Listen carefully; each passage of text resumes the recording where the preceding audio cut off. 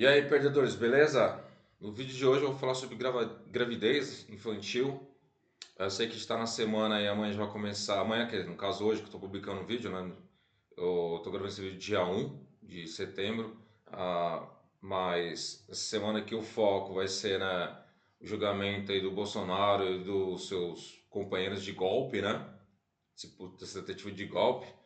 Mas é que hoje, dia 1, que é o dia que eu estou gravando esse vídeo, eu vou publicar ele no dia 2.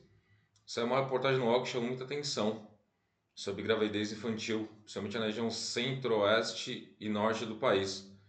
Isso mexeu muito comigo, eu gravei então um shorts, coloquei no canal. Eu saí para dar uma volta, fui estar no mercado assim tal, fiquei pensando muito a respeito disso, achei que eu deveria gravar muito sobre isso, mesmo sabendo que poucas pessoas vão assistir, até pelo fato do canal ser bem pequeno e também pelo fato das pessoas estarem mais focadas aí no que vai acontecer com o Bolsonaro. Achei importantíssimo gravar esse vídeo sobre esse caso aí, né? Então, por favor, assista até o final.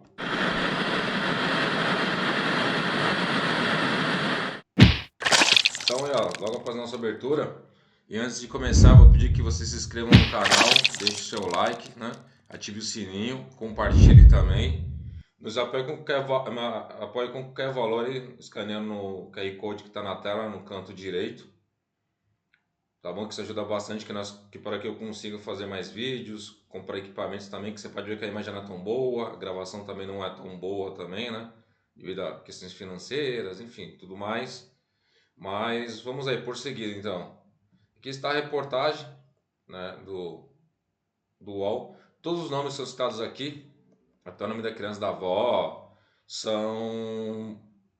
E uma outra aqui que é uma indígena, né? São nomes fictícios, tá bom? São citados, para não expor a criança, a avó também. Esse caso aqui que eles citam, esses são dois casos aqui, mas tem vários outros, né? Um deles é da Silene, que é uma menina que ela teve uma criança aos 13 anos de idade, né? Um bebezinho.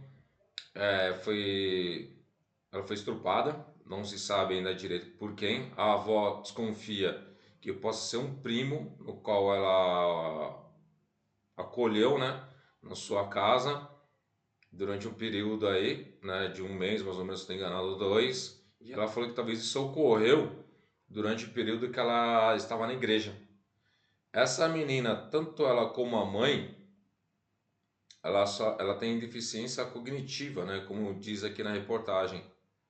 E a menina, ela até durante a entrevista que elas estão fazendo com a menina, ela tira a chupeta, desculpa, deficiência cognitiva não, deficiência intelectual, falei errado, peço perdão, retificando aqui, a deficiência intelectual. A menina, ela tira a chupeta da criança e coloca na boca e começa a chupar, né? E o que acontece? Tanto a menina como a mãe tem deficiência intelectual, como diz a reportagem, e a mãe e a Silene vive com a avó e o irmão, em uma casa simples, né, no Assis Brasil, que é no interior do Acre. E a avó tem 57 anos, né? E ela criou pelo menos 10 pessoas, né? Dentre os filhos, os netos e agora o bisneto. E o caso é muito gritante no norte e centro-oeste do Brasil, como eu disse anteriormente. Aqui na reportagem fala que entre cada 1.000 meninas entre 10 e 14 anos no município de Assis Brasil, 28 ficaram grávidas na última década, entre 2014 e 2023. E o cálculo foi feito com base nos dados do nascidos vivos, né, do SISNAX e do Ministério da Saúde e do Censo Demográfico 2022 do IBGE.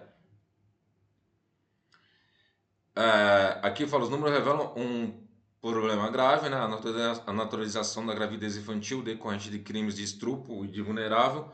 O levantamento feito pela revista Asmina aponta que os 10 municípios brasileiros com maiores taxas de fecundidade estão localizados nos estados do Mato Grosso, está no centro do país, Acre, Roraima, Tocantins e Pará, na região norte. Há uma certa naturalização do caso, né? No caso aqui até da avó, ela não resolve não, a mesma o conselho tutelar falando que ela pode ter que eles chamam de gravidez legal, a avó opta por não fazer. Por qual motivo? Questões religiosas, né? Porque ela fala que a religião dela não permite, e na visão dela, quando essa criança crescer, ela vai cuidar da mãe. já que a mãe não pode fazer as coisas básicas do dia a dia, né? Não consegue. Então, por causa disso. Ela fala até que quando a menina fala que foi uma gravidez de risco, que a menina sofreu, né? Que essa menina passou, a Silene. E também fala que a menina, quando os médicos falam que ela estava grávida, a menina chorou muito, chorou bastante. E a avó falou que estranhou, que ela só foi perceber que a menina estava grávida depois que a menstruação dela atrasou e como ela viu que tinha algumas mudanças no corpo. Aí quando ela teve uma professora que financiou lá um teste de gravidez, aí comprovou que ela estava realmente grávida e no posto também. Aí a gravidez foi até uma cesárea. A gravidez não, desculpa, o parto foi uma cesárea, né? Aí que fala que a Comissão Interamericana de Direitos Humanos manifestou em comunicação publicada em 13 de maio de 2025 preocupação com decisões recentes do Superior Tribunal de Justiça, o STJ, que enfraquece a proteção legal de brasileiras menores de 14 anos, vítimas de violência sexual. Segundo o CIDH, o Brasil deve garantir a responsabilização criminal de agressores e adultos. Na reportagem, ela fala também que a avó, né, acusou não, né, ela acha, desconfia que seja, no caso aí, esse sobrinho, mas ela não garante, mas ela desconfia que só pode ter sido ele, né, só pode ter sido ele. Então, a investigação ainda, não foi falado nada, mas é bem provável, né. Aí aqui tem uma advogada, a advogada do IPAS, né, a Beatriz Gali, ela fala, né, toda gravidez em crianças deveria ser encarada com extrema preocupação. Estamos falando de um corpo infantil que está gestando e que vai enfrentar um parto. E depois será obrigado a mantener e amamentar, sendo ainda uma criança que brinca de boneca, em uma fase completamente diferente do desenvolvimento. Aqui é a adultização da criança, né? E a coisa vai piorando. Mas não só a adultização, né? Pior ainda, porque isso aqui foi um caso de estupro, né? Essa parte que foi que eu tinha falado da crença, né? Que obrigou a menina a ter. Aí aqui é um caso do uma outra criança, né? Que é a Tuíra, né? Que foi também um nome fictício, uma menina de 15 anos. Que ela deixa a casa da mãe aos 13 anos para viver com o namorado na época com 18 anos. Que ela viu outras meninas da mesma idade arrumando um marido e acreditou que essa também seria uma boa escolha para ela. Porque ela vivia num lugar muito pobre, ela é indígena, né? E ali era uma coisa cultural, ela se casar. Só que a partir do momento que ela se casa com essa pessoa, né? Ela se conheceu pelo celular com ele, com o companheiro, eles foram morar junto, né? Inicialmente ficaram de favor numa casa de uma conhecida. No mês seguinte, ela descobriu que estava grávida e esse cara fazia uso de bebida, era um alcoólatra. Ele espancava muito ela, né? Isso também foi em Assis Brasil. O conselho tutelar retirou ela dessa situação, foi levada para a casa da mãe. Só que a casa da mãe era muito precária a situação e para ela não passar necessidade, ela acabou voltando para a casa do agressor.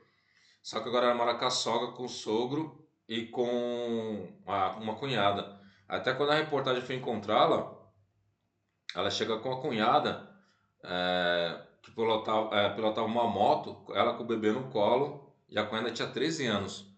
Falou que era uma moto eles falaram que é uma moto de trilha, né? Uma coisa assim. Enfim, só pra você ver. A conselheira tutelar aqui, chamada Daniela Regis, ela falou que acompanhou o caso de perto, né? Mas, enfim. Aqui no final, até ela fala que a realidade é gritante, diz a conselheira tutelar, né? Que ela tá falando da casa da Tuíra, né? Por isso que ela foi retirada de lá. Foi que o caso da Tuíra, a rotina da Tuíra é dividida entre cuidado com o bebê e as tarefas domésticas, lavar roupa, fazer almoço. A família cria galinhas, porcos e produz alimentos que ajudam a reduzir os custos, já que vivem com a renda mensal de R$ 600 do Bolsa Família. Merreca, né? Depois o pessoal fala que as pessoas ganham Bolsa Família, por isso que elas não querem trabalhar. Elas falam aqui na reportagem também que de 10 famílias que conseguimos que 6 façam mudanças reais, mas as outras continuam lamentando, né? Então ela fala que 10 famílias que eles ajudam em Assis Brasil, pelo menos 6 conseguem umas mudanças reais, né? É que ele tá falando do desconhecimento do posto de saúde, que ele fala que tem um médico boliviano, que ele chegou lá um mês antes, né, do ocorrido, e com o enfermeiro que está lá mais tempo. Tanto o médico como o enfermeiro não sabia do serviço, né, do protocolo do serviço do aborto legal. O que eles faziam? Quando chegava lá, só fazia o pré-natal, fazia os exames, mandava para o nutricionista, atendimento odontológico, fazia tudo o que era relacionado com o conduto pré-natal, era isso, né? Falava que tinha acompanhamento psicológico se precisasse, como é dito aqui, né? Então, eles nem sabiam direito, né, que isso existia. Só para você ter uma ideia, falta de desconhecimento. Né? E aqui, ó, o médico falou que não tinha certeza sobre a idade de referência para caracterizar o crime de estupro de vulnerável. Ele nunca tinha ouvido falar sobre aborto legal. Segundo o médico, algumas meninas, ao chegar ao posto de saúde, nem sabem que estão grávidas. O enfermeiro também desconhecia o direito à interrupção legal da gravidez e afirmou que a maioria dos casos de gravidez entre meninas menores de 14 anos na cidade envolve indígenas. É um absurdo, né? Aí aqui a coordenadora da Vigilância Epidemiológica de Assis Brasil, Valcicleia da Silva Costa, confirmou as informações repassadas pelo médico e enfermeiro do posto de saúde. Lá o aborto legal só é realizado quando há algum ofício judicial autorizando o procedimento. Embora seja uma preocupação do serviço de saúde, segundo Valcicleia, não há nenhuma política pública em andamento voltada para atender essa demanda de gravidez infantil. Na verdade, não deveria nem ocorrer isso, né? Deveria se fazer o quê? Acabar com esses estupradores, né? Essa violência sexual que ocorre com essas crianças. Impedir que essas crianças também casem com essa idade tão jovem assim, né? E aqui ele fala, né, que a maternidade foi tratada como comum, né? Falou que aqui está o Conselho Nacional de Direitos da Criança e do Adolescente, CONADAM, determina prioridade absoluta no acesso a serviços de interrupção legal da gestão para crianças e adolescentes. De acordo com a resolução, publicado no Diário Oficial da União em 8 de janeiro deste ano, toda criança e adolescente deve ter acesso a informações sobre o seu corpo para reconhecer e denunciar violência sexual, além de conteúdos sobre infecção sexualmente transmissível e métodos contraceptivos conforme a sua idade e maturidade, descreve o documento. Realmente, mas será que acontece mesmo? Não acontece nem aqui em São Paulo, aqui que é uma cidade, uma mega cidade, a quinta maior mega cidade a quinta maior cidade do mundo, que é cheia de informação, só não ocorre. Imagina uma cidadezinha dessa no interior do Acre, isolado. Aqui eles falaram que para chegar no local foi mais de 1 hora de ônibus, no meio do mato, gastou mais de R$ 100, enfim. Da cidade grande, tentou, a da menina levou horas para eles chegarem no local de ônibus, no meio do mato. Ainda teve que andar de trilha, teve que andar 1 hora de barco para chegar. Aí depois ainda teve que dar mais 15 minutos no meio do mato, ainda não chegou na casa da menina, chegou no meio do caminho na casa de um vizinho e a menina foi de moto até lá, só para você ver a precarização do local. Você acha que o pessoal vai ter informação a isso? Se nem o médico e o enfermeiro do posto sabia sobre isso. A resolução está recebendo críticas pelos setores que tentam impedir o acesso, inclusive com projetos de lei tentando derrubar, analisou Beatriz Gali, assessora sênior de políticas e advocacia do IPAS, Organização Global de Apoio à Justiça e Produtividade, que também critica a omissão do governo federal na condução política de saúde sexual e produtiva. É que eles falam, mesmo o Brasil registrando uma média 20,4 mil nascimentos por ano de meninas entre 10 e 14 anos, que é muito, né? 2014 a 2023, muitos desses casos ainda não são tratados como se fossem situações normais de maternidade. Lara Molinari, coordenadora da ONG que defende o direito ao aborto, nem pressa nem morta, acredita que a norma do CONADAM oferece respaldo legal para que os profissionais atuem com mais segurança e sem medo de criminalização, garantir os direitos das vítimas. Durante a mobilização da campanha Criança Não é Mãe, que é permanentemente e teve forte atuação contra políticas antidireitos no Congresso Nacional no ano passado, Laura destaca que ficou evidente como esse tema ainda é tratado como algo comum mesmo em contextos de violência. Até aqui, ó, números de partos já indica que há uma naturalização do sistema de saúde, O encaminhamento automático para pré-natal, o uso da expressão "Oi, mãezinha". A opção do aborto não aparece em nenhum momento, assim como impactos da gravidez na criança também são muito negligenciados. Elenca Laura Molinari. Na verdade, além da crença, né, é um descaso total. Parece que é até uma naturalização do estupro, né? Desculpa falar isso, mas parece. No caso aqui, o objetivo não é só dar o direito ao aborto legal, é impedir que essas pessoas sejam estrupadas, né? Que essas meninas, essas crianças sejam estrupadas, né? Essa é a real. Que essas pessoas são presas, né? E no caso aí que você vê do caso dessa indígena aí, a naturalização tá do casamento, né? Ela, na cabeça dela, com 13 anos, ela deveria se casar. Muitos casos aqui na reportagem, eles falam que eles até se casam porque eles estão numa situação de vulnerabilidade tão grande, a pobreza tão grande, que eles, na visão deles, acham que casando eles vão sair dessa situação, porque o marido vai ajudá-las, né? E até dá um apoio também afetivo. Essa situação que que elas se encontram nessa região desolada para o Brasil, ninguém olha para eles, né? Ninguém. Estão totalmente abandonados. E quanto a gente fica focou que fez aquele vídeo do Felco foi maravilhoso, não estou negando ele, sobre a questão da internet, mas esses casos aí estão acontecendo aí, que muitas vezes não vão parar na internet. Isso aí que a gente tem que ficar de olho também. Cadê as políticas públicas nessa região? Cadê o controle? Né? Temos que acabar com essa naturalização também do estupro, principalmente nessa região do casamento jovem, porque no Brasil isso existe desde a época da colonização, né?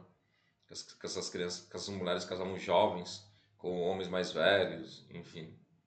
E até hoje ainda existe, né? O Brasil colônia ainda não saiu ainda, né? Infelizmente.